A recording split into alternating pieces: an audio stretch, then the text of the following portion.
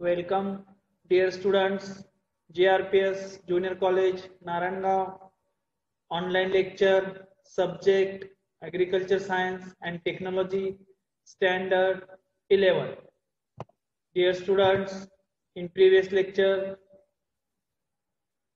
we are started Agriculture, a Modern Approach, chapter number 3. In previous lecture, we have studied about different agricultural farming systems. In this organized farming, we have studied different organized farming.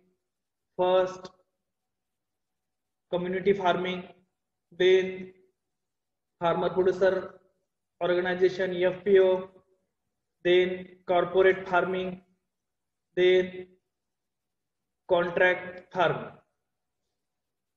विद्यार्थी मित्रांनो, मागील lecture मध्ये आपण वेगवेगळ्या farming चे जे model आहेत ते मॉडेल्स आपण पाहिलेले आहेत.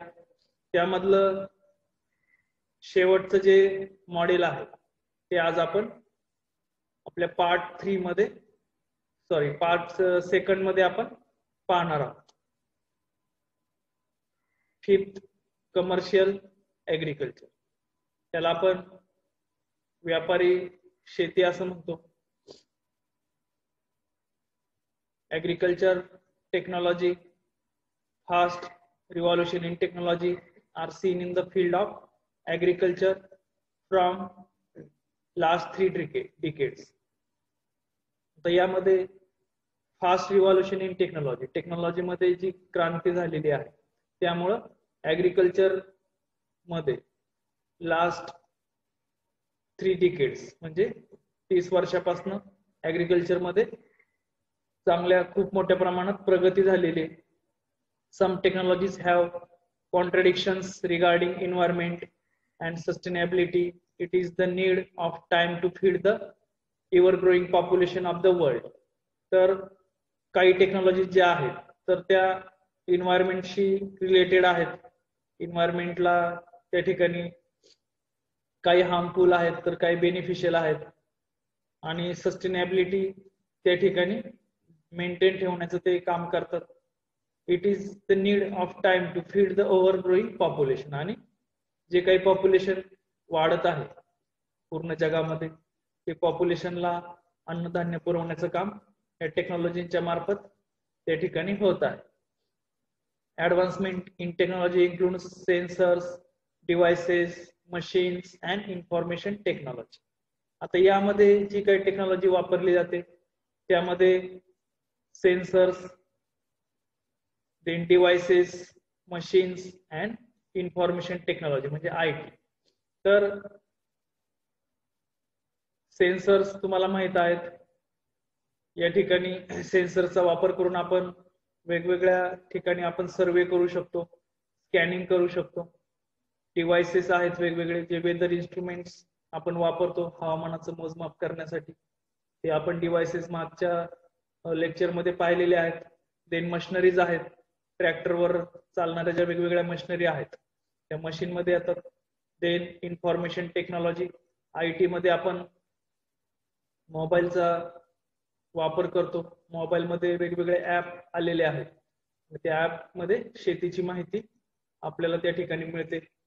तर असे जे वेगवेगळे टेक्नॉलॉजी आहेत त्यांचा वापर ऍग्रिकल्चर मध्ये केला जातो. Then modern agriculture uses sophisticated technologies such as robots, temperature and moisture sensors, aerial images and GPS technology. त्याचबरोबर मॉडर्न ऍग्रिकल्चर मध्ये या ठिकाणी आपण रोबोटचा वापर करतो. टेम्परेचर अँड मॉइश्चर सेन्सर्सचा वापर करून त्या ठिकाणी जे प्रिडिक्शन आहेत ते प्रिडिक्शन केले जातात. Then aerial images and GPS technology.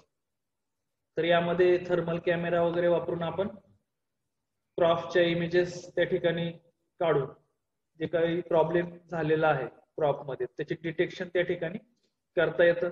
GPS technology, global positioning system यांचा वापर करून आपण त्या ठिकाणी फर्टिलायझर मॅनेजमेंट करू शकतो.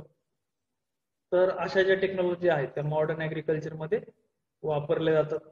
Then these advanced devices, precision agriculture and robotic system allow agriculture business to be more profitable, efficient, safer and more environment friendly.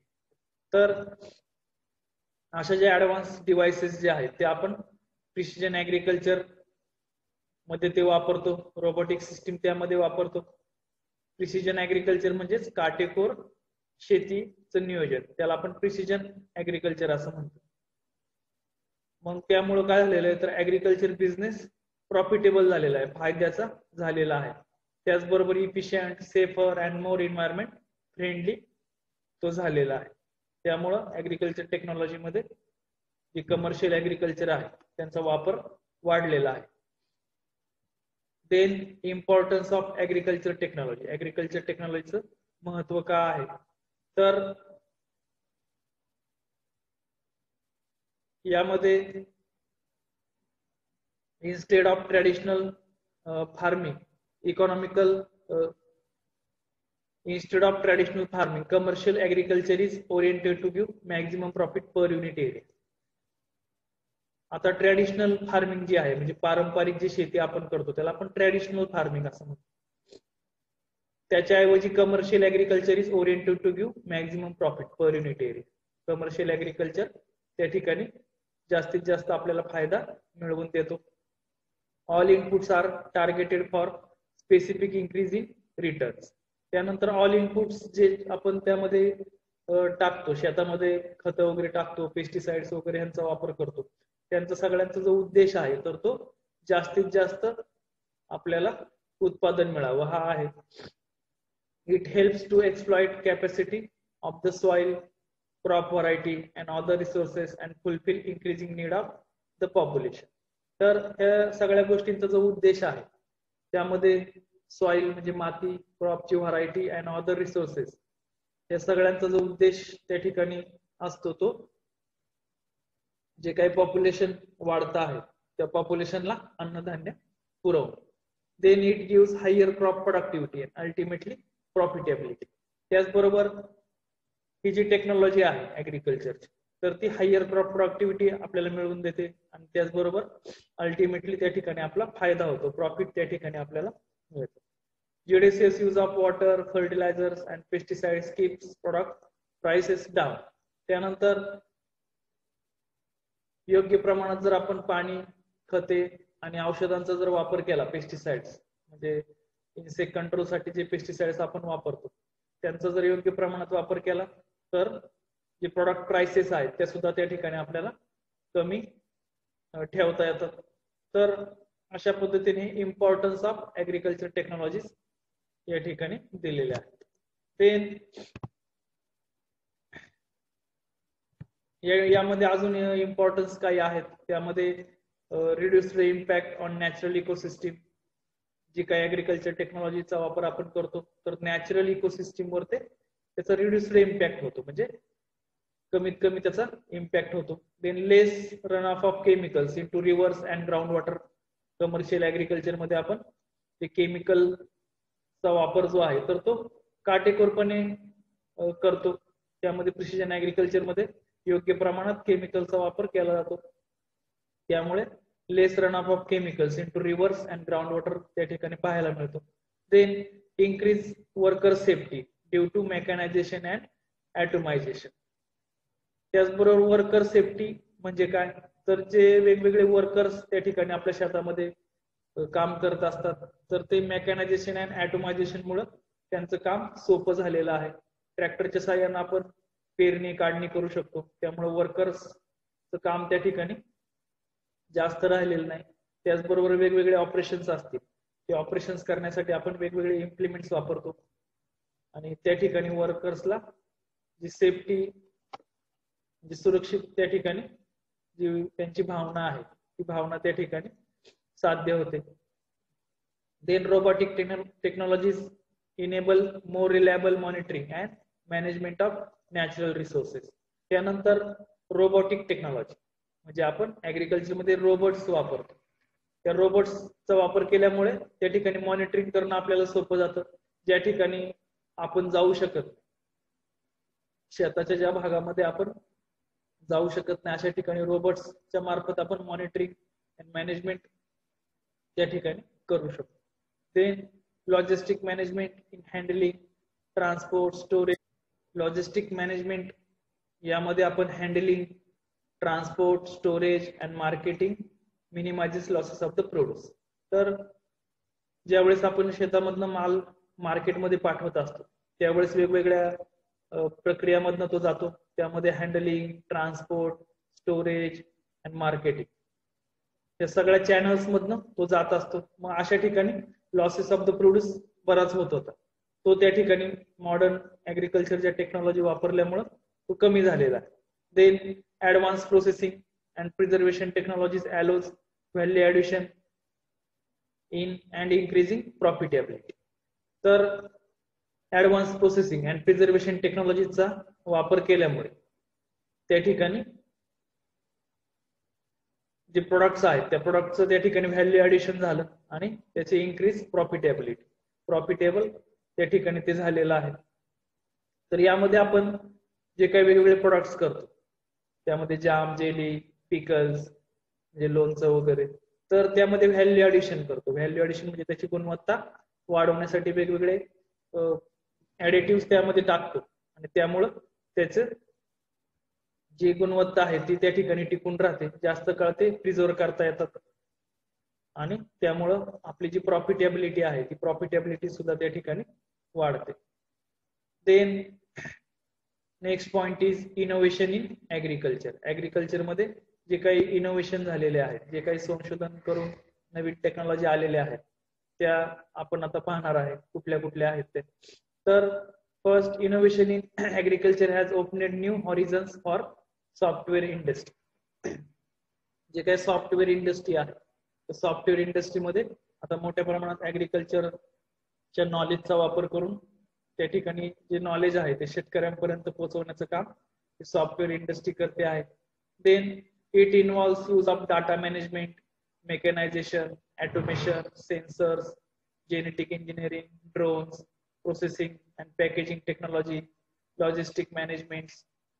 तर यामध्ये आपण जे काही डाटा मॅनेजमेंट आहे त्यामध्ये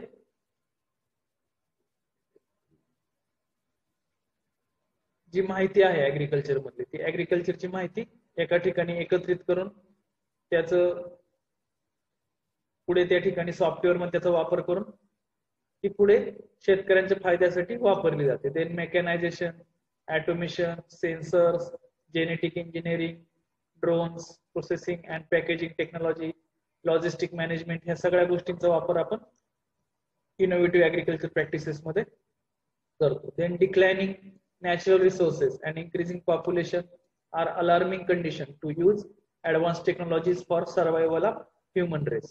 त्यानंतर डिक्लाइनिंग नॅचरल रिसोर्सेस जे नैसर्गिक संसाधने जी आहेत ती त्या ठिकाणी कमी होत चाललेली आहेत आणि इन्क्रीजिंग पॉप्युलेशन आणि लोकसंख्या वाढत आहे. मग त्यासाठी आपल्याला एक धोक्याची त्या ठिकाणी सूचना आहे. त्यामुळं use of advance technology for survival of human race मानवाला त्या ठिकाणी जगण्यासाठी आता ऍडव्हान्स टेक्नॉलॉजीचा वापर करणं आवश्यक आहे. Then some of the innovative agriculture practices and technologies जे आहेत तर ते आपण या ठिकाणी पाहणार आहोत. त्यामध्ये first artificial intelligence and automation.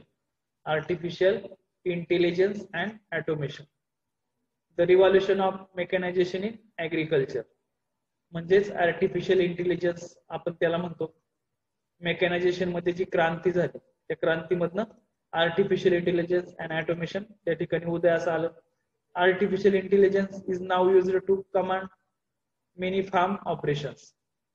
तर वेगवेगळे जे शेतीमधली जी कामं आहेत ती करण्यासाठी आपण आर्टिफिशियल इंटेलिजन्सचा वापर करतो.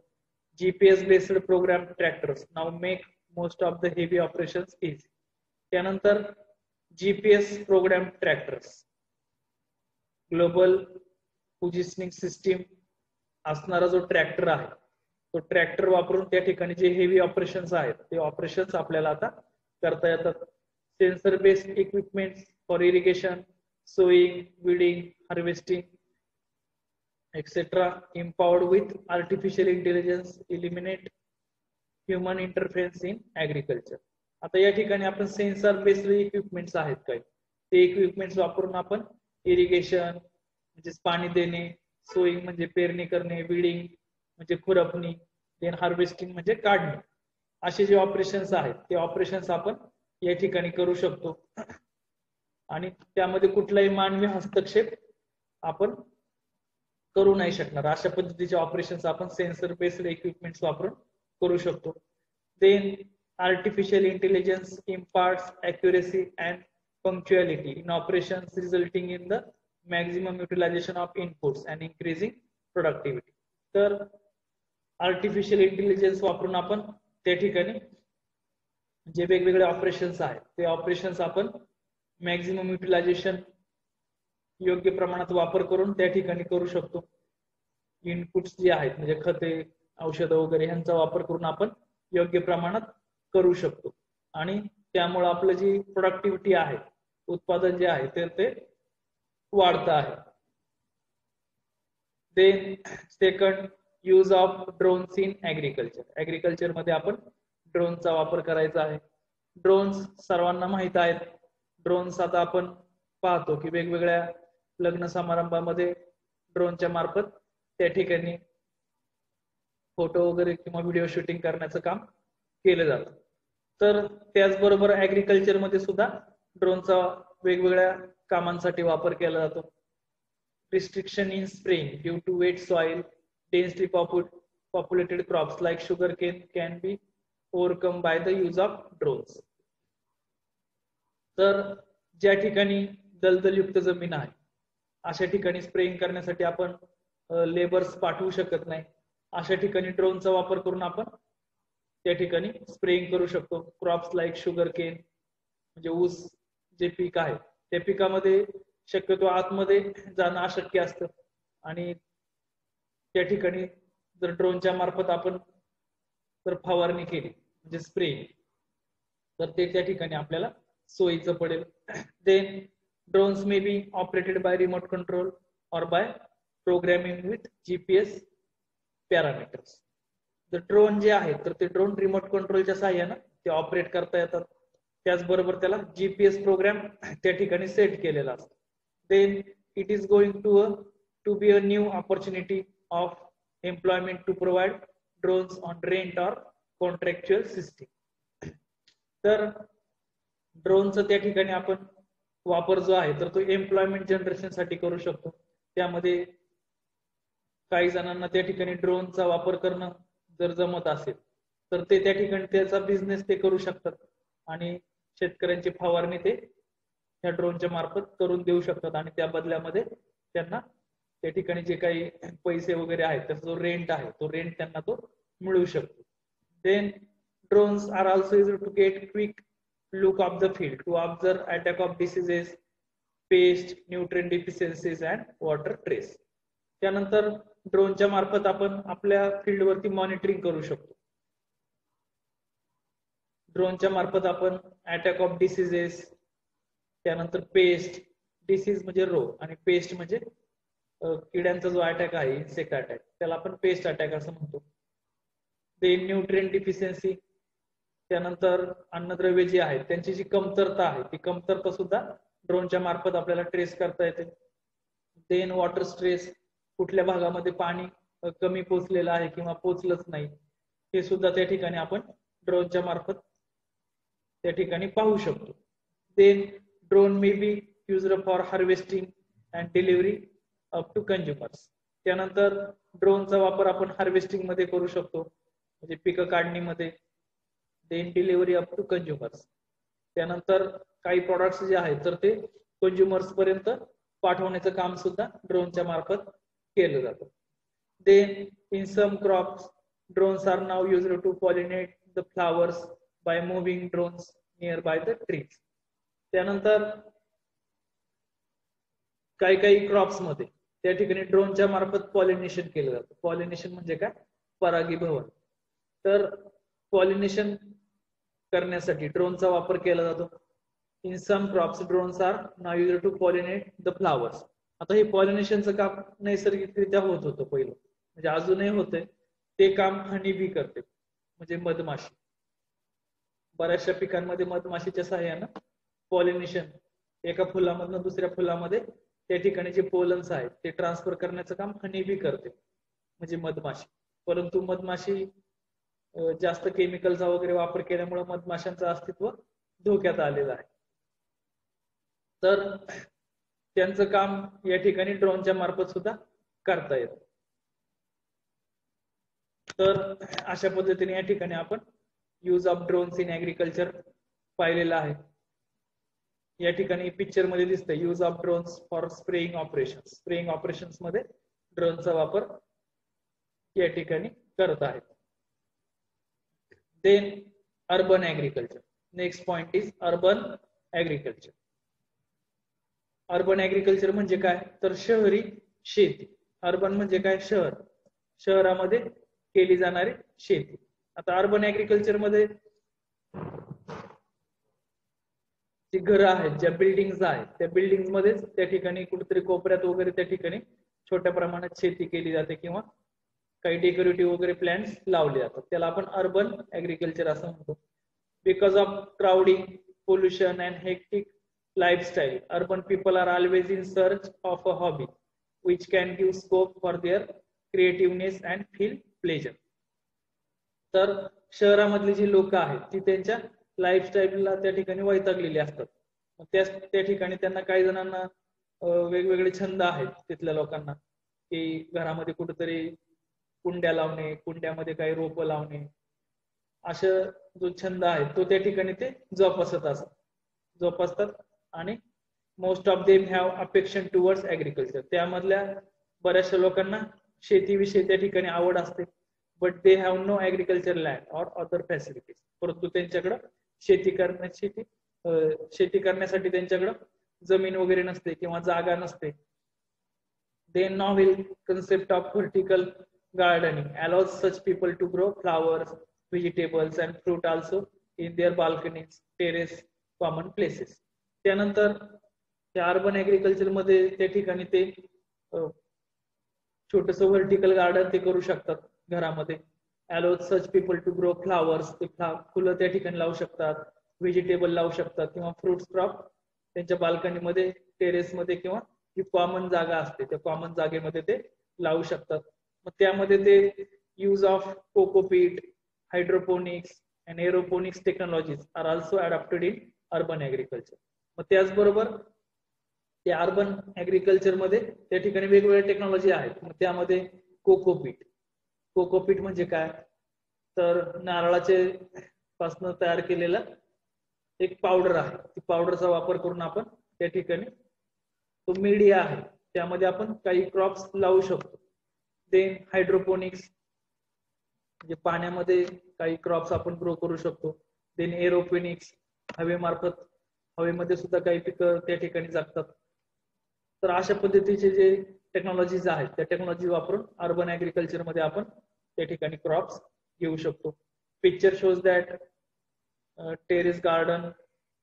टेरेस मध्ये काही कुंड्या वगैरे ठेवलेल्या आहेत आणि तिथं काही त्या ठिकाणी झाडं, प्लांट्स वगैरे लावलेले आहेत.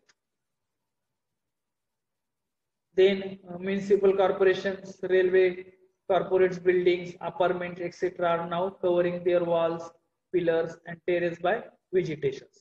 तर वेगवेगळ्या ठिकाणी आता टेरेस गार्डनचं त्या ठिकाणी प्रमाणात वाढ झालेली आहे. मग त्यामध्ये municipal corporations, railway, corporate buildings, apartments are now covering their walls, pillars and terrace by vegetation. तर व्हेजिटेशन त्या ठिकाणी ते कव्हर करत आहेत. यामध्ये हे पहा, या ठिकाणी पिलरला त्या ठिकाणी जे स्ट्रक्चर उभा केलेलं आहे तर त्यामध्ये काही प्लांट्स या ठिकाणी लावलेले आहेत. त्याला आपण व्हर्टिकल गार्डन असं म्हणतो. Cocopeat is used as a media for growing as it is light in weight and having higher water holding capacity. तर यामध्ये कोकोपीटचा वापर करून त्या ठिकाणी अशा पद्धतीचे प्लांट्स ग्रो केले जातात. कारण कोकोपीट हे वजनाने हलका असतं, light in weight and having higher water holding capacity. त्याची पाणी धरून ठेवण्याची जी क्षमता आहे ती कोकोपीटची जास्त आहे. Then vertical gardens are expensive as compared with ground level garden. Vertical garden हे खर्चिक आहे, कारण त्याला बरंच स्ट्रक्चर त्या ठिकाणी उभा करावं लागतं. प्लॅस्टिक ट्रेज वगैरे त्या ठिकाणी आपल्याला माउंट करावे लागतात, त्यामुळे ते खर्चिक आहे, ते कॉस्टली असतात as compared with ground level garden. It requires panels, framework, specially designed pots, irrigation system and maintenance. कारण त्याला वेगळी इरिगेशन सिस्टीम करावी लागते, फ्रेमवर्क एक करावं लागतं, आणि त्याचं मेंटेनन्स पण त्या ठिकाणी अवघड आहे. Picture shows that vertical garden. तर या ठिकाणी पिलर वरती फ्रेमवर्क तयार केलेली आहे, नंतर कोकोपीटच्या सहाय्यानं या ठिकाणी ट्रेज मध्ये कोकोपीट टाकलेलं आहे, नंतर जे छोटे प्लांट्स आहेत ते प्लांट्स त्या ठिकाणी ग्रो केलेले आहेत. Then advantages of urban agriculture. Urban ऍग्रिकल्चरचे जे फायदे आहेत ते फायदे आपण या ठिकाणी पाहूयात. It improve aesthetic value of the place to spread pleasure.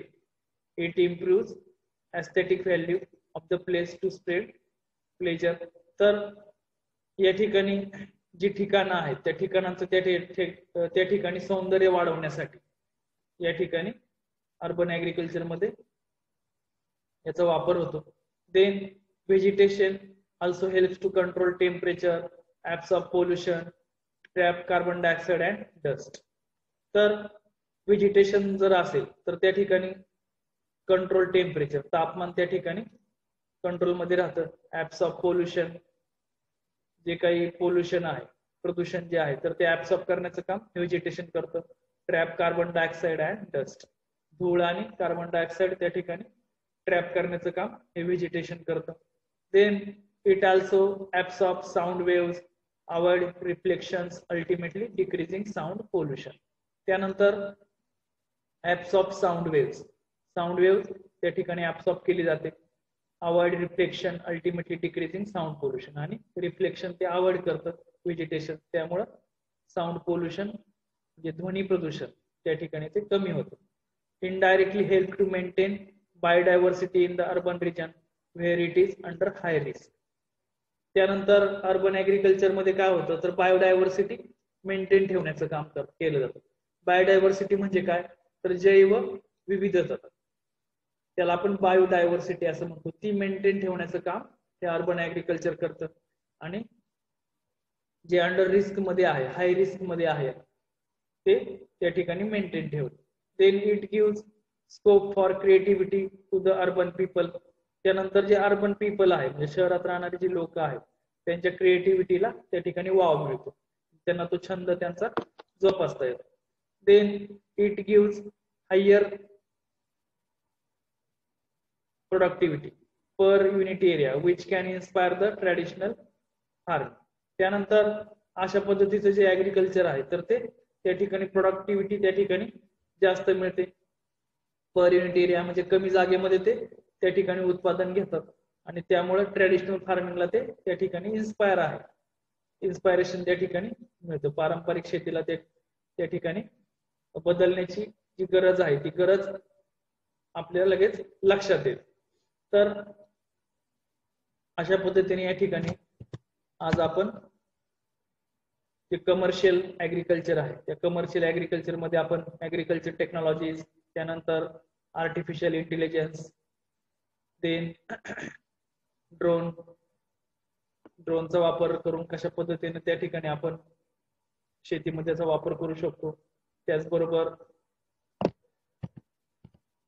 Urban agriculture, artificial intelligence and automation यांचं ज्या इनोव्हेटिव्ह टेक्नॉलॉजीज आहेत त्याचा वापर करून आपण शेती करू शकतो. तर हे मुद्दे आपण आज या ठिकाणी पाहिलेले आहेत. तर आजचं आपलं लेक्चर या ठिकाणी संपलेलं आहे. धन्यवाद.